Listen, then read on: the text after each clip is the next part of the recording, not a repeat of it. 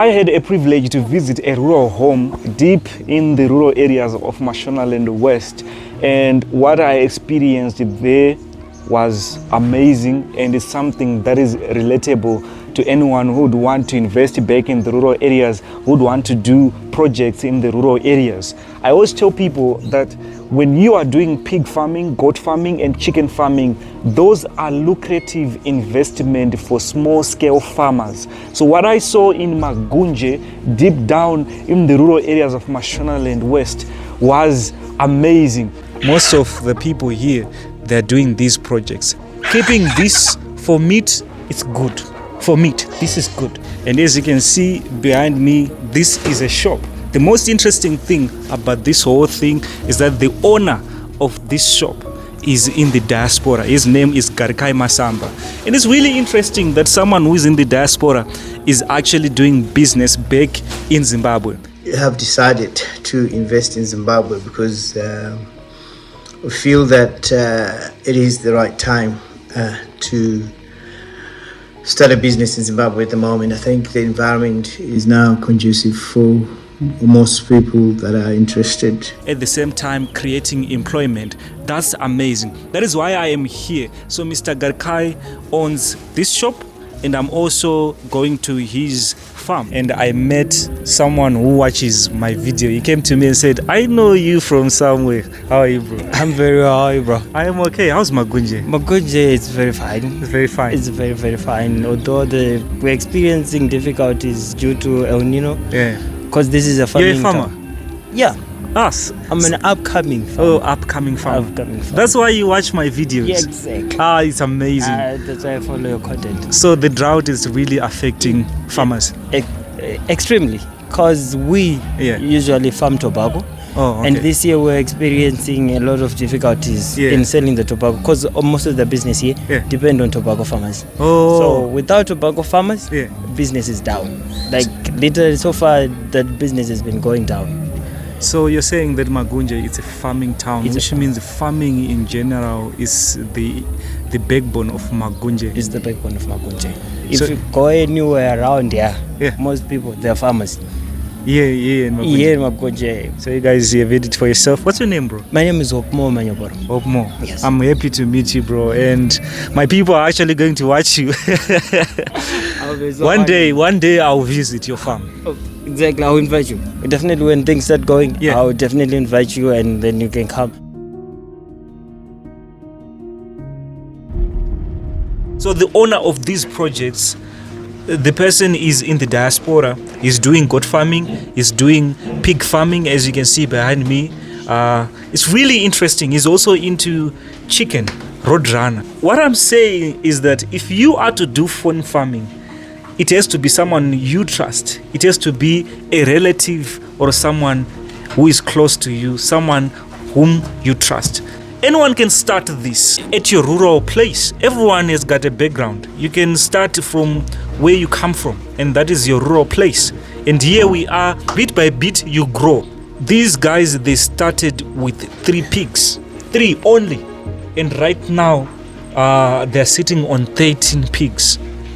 The reason why I made this video, the reason why I am making this video available to everyone who is watching it right now is that you can start small.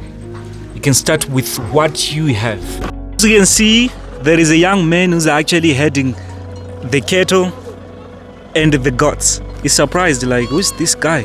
But look at the goats that we were waiting for. They're here. So look at that, an attractive investment.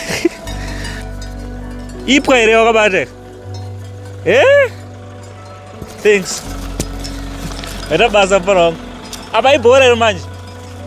Yes, so guys, I mean, look at this. This is what we are talking about. This is what. But you know what? You know what I saw, guys? What I saw is the younger version of myself. We used to do the same thing back then in Gambura there. Here in Mashonaland West, but in Gambura there. We would actually have a bow and we would go Kumafuro in the morning and come back later. That's really interesting. That's really interesting. And come back later. Saka bora manje mimi ndinotamba kumafuro. This is what Africa is all about. In the rural areas, these kids, they are very active and they are healthy. You can't tell them that exercise. They exercise every day, playing football, running like this in the rural areas. There is nothing wrong with what you're seeing in front of you, young men herding cattle.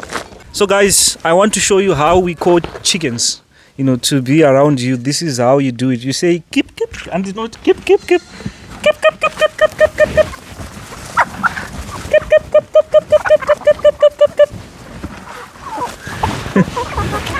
When you say keep, and that's it, they'll come running. So I've been told that they have over 100 road runners here, but most of them, they are in the bushes looking for food. So it's really interesting to see. Right now, as you can see, I'm feeding the chickens. This is therapeutic. It's a therapy to other people out there. When they go back to the rural areas during holiday, they do this. No, it's really interesting. Currently based in Australia.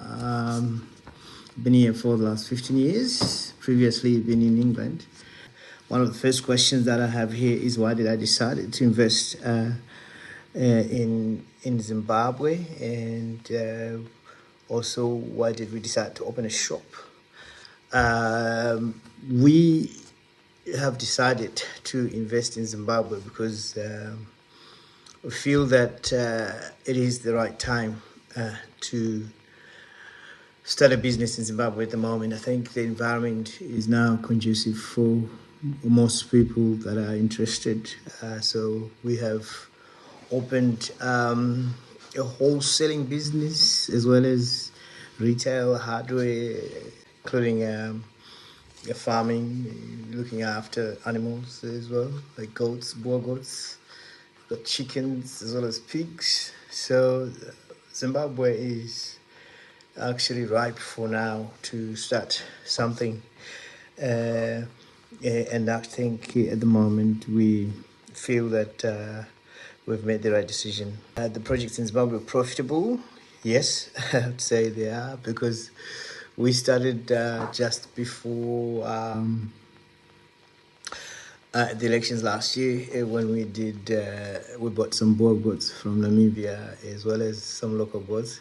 So look, the goats have increased in numbers, as well as got hundreds and hundreds of chickens, as well as we bought 3 pigs, and now we've got a lot of them. So the business is doing very well. We're excited, and with the wholesaling as well, it's expanding, and we're doing well. I think everything seems to be doing so well at the moment, and soon, hoping that once everything is self-sustainable and we are making some huge profits, we will be thinking of relocating back home. But so far, we're excited, and everyone is excited. We've got a very good team.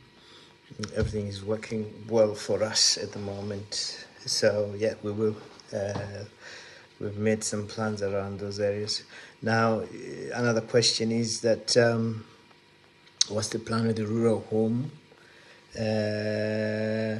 Yes, we are going to develop the rural home into a much more modern, improve it, put some solar, electricity, water, that sort of thing, put a bore. Yes, and then make it much more modern.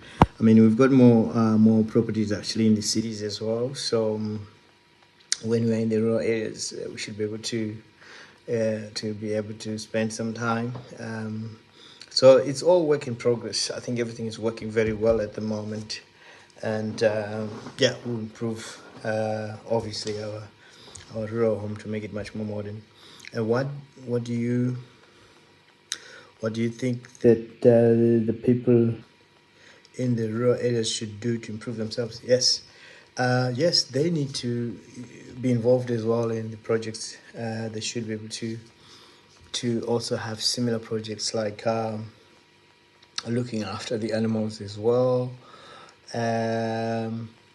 they can actually be able to also have some boar goats as well as the agriculture they have been doing. I think most of the communal people in our rural area, they are into farming. They grow tobacco, but also they can actually increase on their looking after the animals as well. Like it's pretty easy to look after chicken and goats. They don't require, they're not too labor intensive. Only pigs need a bit of more feeds, but with the goats and the chickens, they don't require quite a lot of feeds, so they can actually be involved in looking after these small animals. They're very profitable, especially the boar goats and the pigs.